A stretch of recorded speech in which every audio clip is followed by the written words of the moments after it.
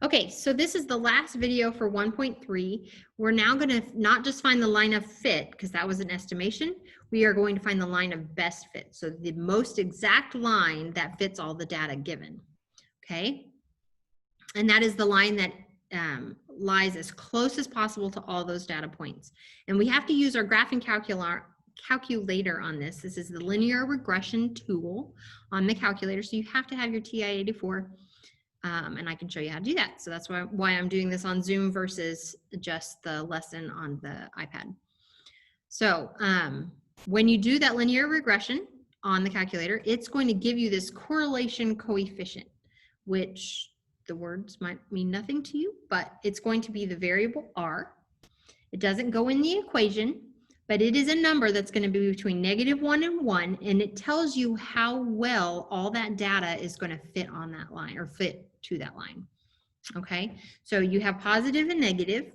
A positive number is greater than 0, okay, and negative number less than 0. Now these numbers don't go past 1 and -1 though.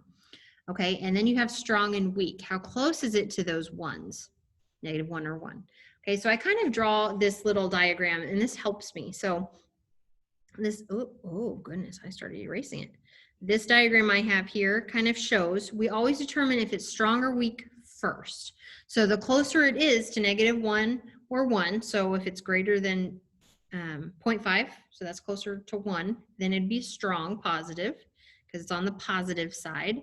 And if it's like -0.8, well, that's closer to the -1 than it is to 0. So that would be a strong negative. Now, if it's like 0.2, well, that's closer to 0, so that's weak, but it's still a positive number, so it'd be a weak positive. All right, so maybe that little diagram will help you. So pause right now if you need to draw that. And then we're gonna go to the last page of 1.3 notes. Now it does tell you exactly how to do this in your calculator.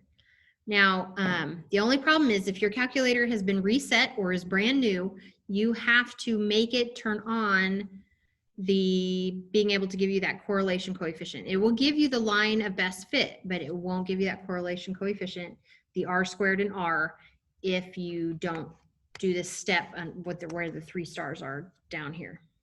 Okay. Now we don't care about R squared, but we do care about R. So we need to make sure they both kind of come together. It gives us both or none. Okay. So to do that, you're going to push, it tells you in that starred area, if you're missing those, push the second button, the blue button, and we want the catalog. So we want 0. Okay. So the blue button to get to that blue catalog word, and it gives you this big long list. And it is alphabetical, and we want to scroll down till we get to diagnostic on. Once you scroll down to it, push enter twice. Now it says diagnostic off, and then it says diagnostic on. So make sure you're selecting diagnostic on. You push enter twice, your screen says diagnostic on, and done. Okay, we're done with that. We don't have to do that again. You will only ever have to do that again if you reset your calculator. Okay, so now we have, I'm just clearing my screen, have a nice blank screen. Okay, now I'm going to start by trying to find the line of best fit for this data in number 7. Okay, so, oh, how did that line get there? I don't know what I did. Okay, oops, I'm going too far. I'm sorry. So we need to figure out how to get the data into the calculator. So number 1, it says you push the stat button. Stat is right there. Gives you that menu, and we want to edit. So you can either push number 1 or push enter.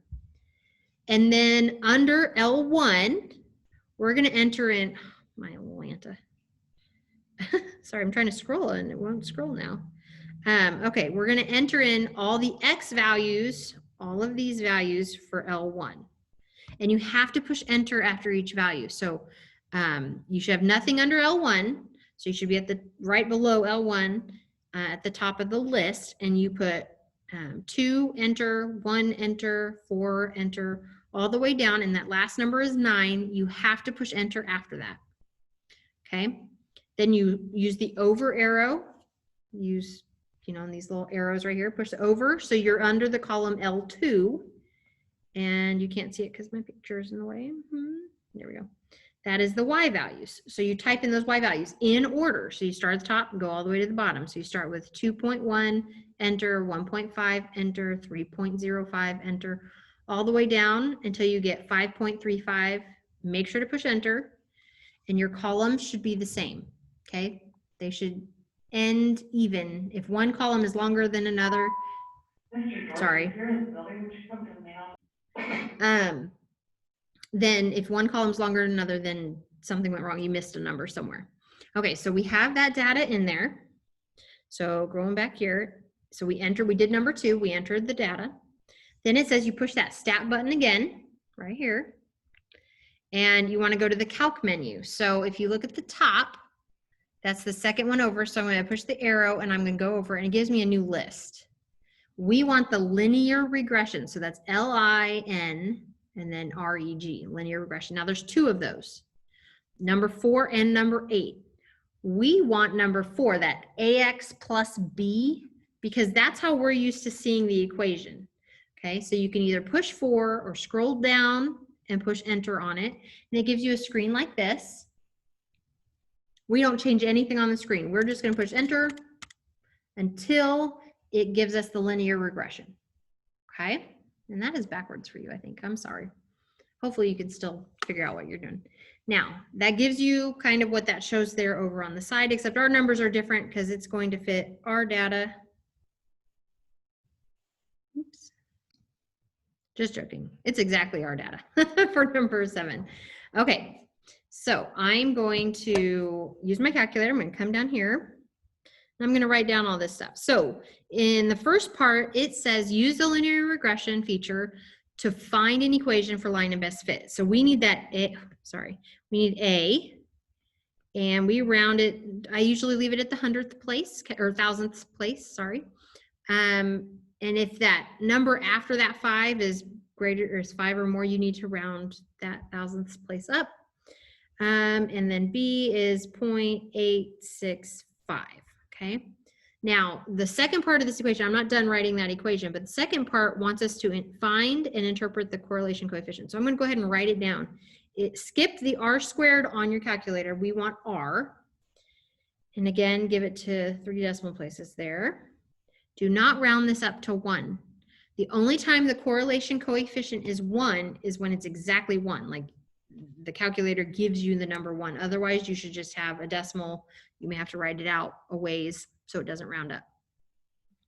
Okay, so let's go ahead and again, if you look at the top of your calculator, right under linear regression, it tells you y equals ax plus b.